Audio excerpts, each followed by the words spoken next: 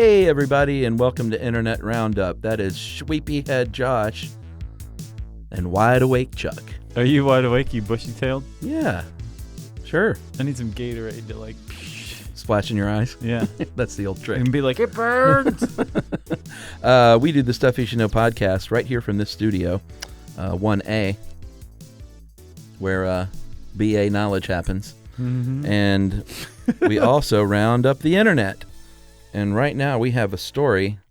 And boy, I tell you what, every time I post something on social media about...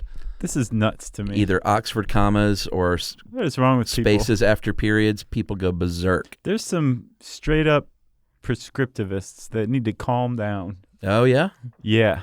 That's my stance. This article, we still can't decide whether to put one space after a period or two. Yes.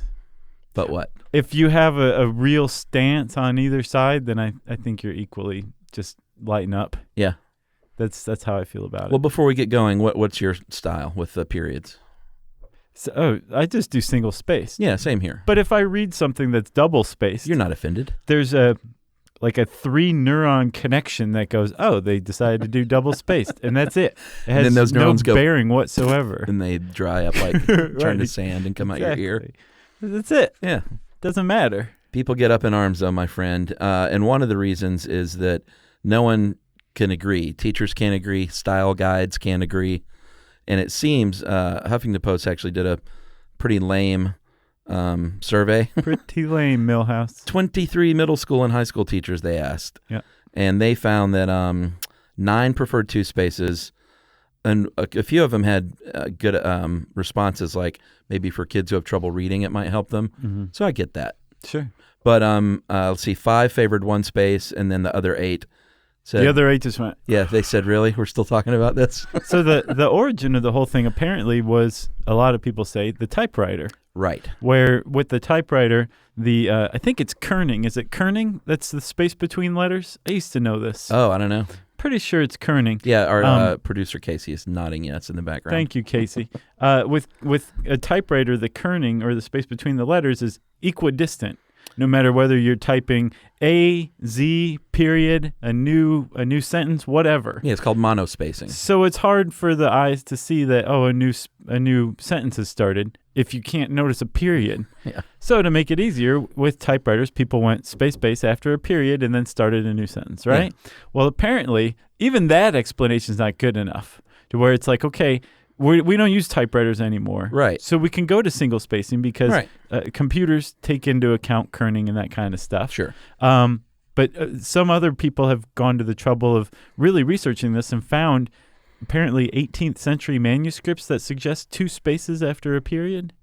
Like that proves like... Way before typewriters. That's what we need to do. Point is, it's not because of typewriters. Right. But yeah, it proves absolutely nothing. And it comes down to a matter of opinion. And the fact that style guides don't agree means that there is no right and there is no wrong. That is right, sir. So our, I guess our official stance is settle down. Yeah. You know? That's right. Grammarians, grammar enthusiasts. Boy, they are... Grammaticians. They are, they're a snarky crowd. Yeah, I'm sure we just brought a bunch of heat on us, and it would really matter if we read the YouTube comments under these. All right, so you found this next thing, which I think is delightful. The Iceman files. Mm-hmm. If you go on to Medium, I believe, right? Yes. A guy named Tim Carmody. He's a comedian. He has really come up with this breakthrough vision when looking back at 80s movies. The jerks are right. Yeah, pretty much. Yeah. That if you go back and look, especially in like the 2000 teens mindset, you will find that a lot of times the protagonist in 80s movies, the uptight dean, the EPA guy who's trying to like shut down the Ghostbusters, Iceman from Top Gun, who's a very safety-minded guy. Antagonist, not protagonist, by the way. Sorry. Yeah. If you look at the antagonists, they usually were right in their criticisms of the protagonist. Yeah. But just because all 80s movies were written by like coked up hacks, right. that you were trained to just root against them naturally because they were the antagonists and you're rooting for the protagonist. Yeah. But if you go back and look at these things, you will find that they were probably right. Yeah, and they call it the Iceman files because he's the first great example. Of course, Iceman from Top Gun. Right. If you go back and look, like Maverick was really super dangerous. Yeah. And he put everyone's life at risk. Yeah. Sort of killed his co-pilot. Oh, yeah. By being Bruce's dangerous. Death was on him. And Iceman, it turns out, was right kind of about everything. Yeah. He almost started a war Mm-hmm. with taking on those MiG jets. Yeah. You remember that? Sure. There was a lot of stuff. So that's why they call it the Iceman files. And they list a few more. Dean Yeager and Walter Peck in Ghostbusters. So basically, they say, no matter what you think about the other scientists, Peter Venkman is a con man. He's a huckster. He is a poor scientist.